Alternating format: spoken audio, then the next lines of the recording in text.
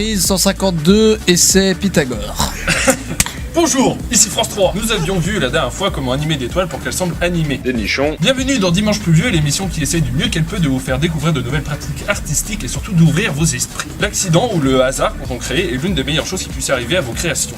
À force de trop penser, on se bride et on laisse peu de place à l'imaginaire et l'inattendu, nous privant ainsi de visuels inédits. Et donc nous allons tester cette rencontre entre l'eau et l'encre. J'aurai donc besoin d'un support, je vous recommande du papier assez épais, moi j'ai pris une toile, du colorant alimentaire et ou de l'encre, un seau, du papier, un cutter, du journal papier pour protéger mon plancher et ma caution, de l'eau, voilà qu'est-ce que je vous disais. Et si à chaque épisode je vous encourage de reprendre l'expérience par vous-même, évitez de refaire exactement les mêmes dessins ou les mêmes créations que moi, hein, lâchez-vous. Une fois mon croquis terminé, je le reproduis sur ma toile. Attention, le support est déterminant pour la réussite de cette expérience. À vous de voir et surtout de tester quel support vous préférez. Moi j'avais envie de me faire chier avec une toile. Et maintenant je vais vous présenter un grand ami à moi, le scotch papier. Ce superbe scotch revêtu d'une matière dite papier va plus facilement se décoller qu'un scotch traditionnel. Je l'utilise donc 10 fois plus dans mes travaux parce qu'il me permet de cacher de la matière de la peinture par exemple. J'applique donc du scotch papier sur les traits de mon dessin. À chaque bande, je découpe à l'aide de Monsieur Cutter, bonjour Monsieur Cutter, le surplus de scotch à l'intérieur de la zone de peinture, ne laissant qu'une seule grande zone, l'intérieur du dessin. Et surtout n'oubliez pas de bien fixer le scotch et passer un coup d'ongle dessus si besoin. Sinon le liquide va traverser le scotch et l'expérience sera ratée. Étape suivante. J'ai essayé sur du papier si le vernis en bon permettait une meilleure accroche entre l'encre et l'eau. Eh bien il semblerait que ça soit le cas. On va donc continuer dans cette direction. Le chat est plus brouillon alors que le carré est beaucoup plus propre. Et on a la confirmation que le scotch papier protège bien l'encre du papier. On va donc pouvoir commencer. J'ai bombé au vernis les zones à l'intérieur du scotch, laissé sécher, et ensuite j'ai fait une grosse piscine. Alors bomber ma toile au vernis était une très mauvaise idée puisque l'eau et l'encre n'adhèrent absolument plus du tout. J'ai donc dû repasser une couche de peinture acrylique pour revenir à la normale. A vous de voir si vous voulez vous faire chier comme moi, si vous prenez une toile ou du papier, ou si vous bombez ou pas. Testez. Et approuvé.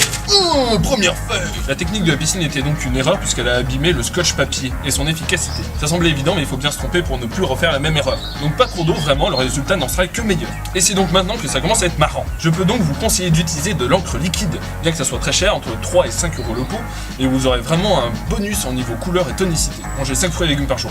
Mais si vous êtes pauvre comme moi, vous utiliserez du colorant alimentaire. C'est un outil assez cool pour commencer à expérimenter et surtout ça ne coûte qu'1,50€ les 3 tubes. Donc c'est assez bien pour expérimenter mais je préfère quand même le rendu de l'encre. Mais je suis pauvre, donc je prends du colorant alimentaire.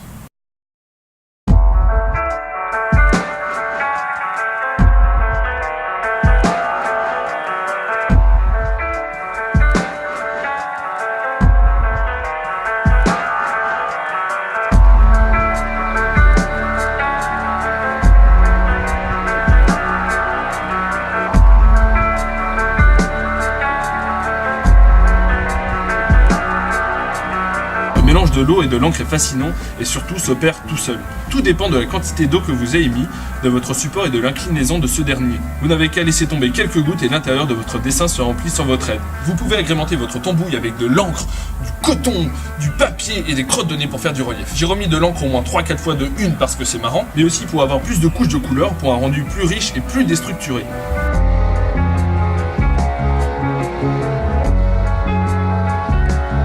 Ensuite, laissez le tout sécher et retirez le scotch papier. Si votre quantité d'eau est bonne et que votre scotch a bien tenu, tout devrait bien marcher. Mais moi, tout a foiré et embotté puisque j'ai essayé de vernir mon encre sur la toile et ce fut une catastrophe. Une couche s'est formée dessus et c'était nul à chier. Je voulais laisser le fond blanc mais il sera noir pour cacher mes bêtises. J'ai peint le plus gros en noir pour finir avec un pinceau plus fin pour les contours, mais vous pouvez laisser cet effet un peu destroy, c'est sympa aussi. Mais pour centrer le regard sur votre fabuleux mélange, je vous conseille le noir qui est beaucoup plus directif. Suivant notre choix, on peut donc commencer à dessiner. En réutilisant la même astuce qu'au début, j'ai caché les doigts du monstre pour peindre tranquillement le cornet de glace qu'il tient dans sa main. C'est pas forcément évident à faire, il faut bien penser que le scotch deviendra la forme finale de la main, donc c'est très important. Une opération délicate qui nécessite du temps. J'ai peint l'ombre de la main sur le cornet pour contraster à fond avec le vide de la main et rendre la présence du monstre sur le cornet plus palpable.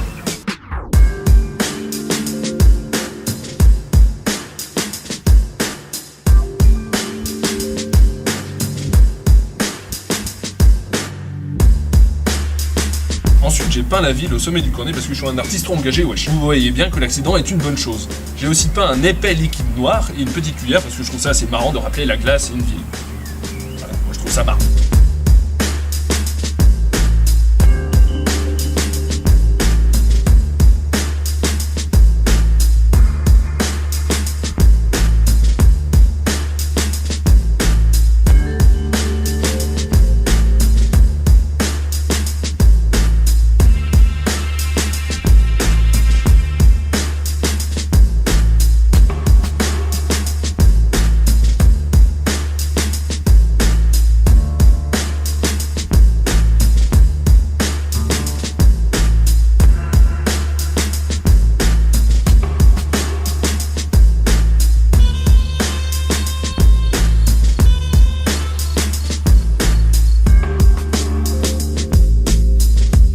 toile est terminée pour cette vidéo, peut-être que j'y rajouterai quelques détails de mon côté. L'accident n'est pas forcément une erreur dans le sens classique de son terme, c'est juste une nouvelle tangente que prend votre vie ou votre toile. Il faut savoir jouer avec pour créer des situations inattendues et donc vous faire progresser. Ici prend fin le deuxième épisode de Dimanche Pluvieux, j'espère qu'il vous aura aidé pour vos créations. Et si certains d'entre vous veulent m'envoyer leur création suite à cette vidéo, vous pouvez m'envoyer ça sur Twitter, Facebook et Instagram. Et si la vidéo vous a plu, vous pouvez vous abonner à la chaîne pour ne pas manquer les prochains épisodes de Dimanche Pluvieux et de 6 The Hot Dog. Et surtout n'oubliez pas de partager cette vidéo, c'est ce qui fera grandir l'émission et la chaîne. À la prochaine.